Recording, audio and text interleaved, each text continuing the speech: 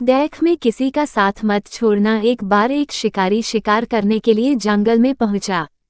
उसने अपने तीर पर बहुत ही खतरनाक जहर लगाया और शिकार को निशाना बना करके उसने तीर को छोड़ा, लेकिन उसका तीर चूक गया और तीर एक पेड़ पर जा लगा। वह पेड़ बहुत ही हरा भरा और बहुत सारे तोते उस पेड़ पर रहते थे। जैसे ही वह जहरीला तीर उस पेड़ पर जाकर लगा, वह पेड़ धीरे धीरे सूखने लगा और उस पेड़ पर जो भी तोते रहते थे वह एक एक करके उस पेड़ को छोड़कर जाने लगे। उस बड़े से पेड़ के कोट में एक बहुत ही बूढ़ा तोता रहता था जो बहुत ही धर्मात्मा और अच्छे मन का था।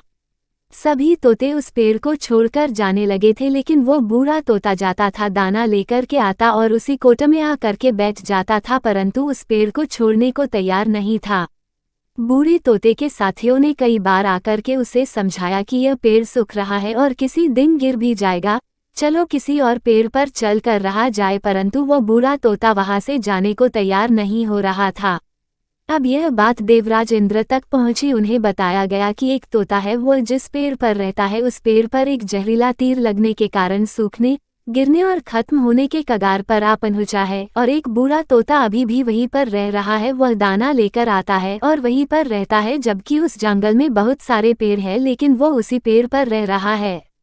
देवराज इंद्र प्रकट हुए और उस बूढ़े तोते से कहने लगे कि आप बहुत धर्मात्मा है, बहुत ही अच्छे मन के हैं, लेकिन आप इस पेड़ को छोड़कर किसी और पेड़ पर चले जाइए, क्योंकि यह पेड़ कुछ ही दिनों में गिर जाएगा।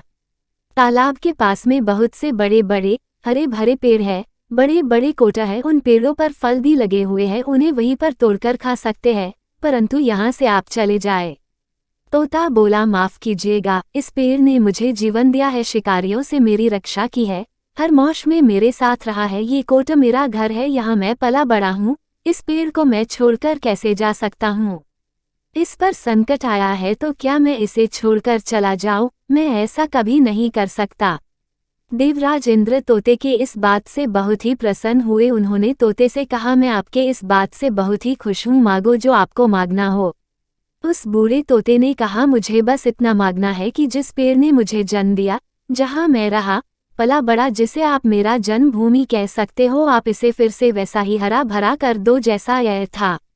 देवराज इंद्र ने अमृत से उस पेड़ को सिंच दिया और पहले की तरह हरा भरा कर दिया।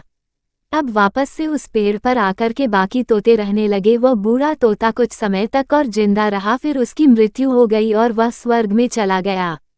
यह कहानी हमें सिखाती ये है कि जब भी किसी इंसान का बुरा दौर आता है तो इमोशनली वह टूटा हुआ होता है, उसे किसी के सहारे की जरूरत होती है, किसी की आवश्यकता होती है। अगर आप ऐसे समय में उसे छोड़कर चले जाएंगे, उससे बात नहीं करेंगे, मुंह मोड़ लेंगे, तो आपसे बुरा कोई नहीं है, क्योंकि आप किसी के सुख का साथी बने या ना बने, लेकिन आपको हमेशा किसी के दुख का साथी जरूर बनना चाहिए।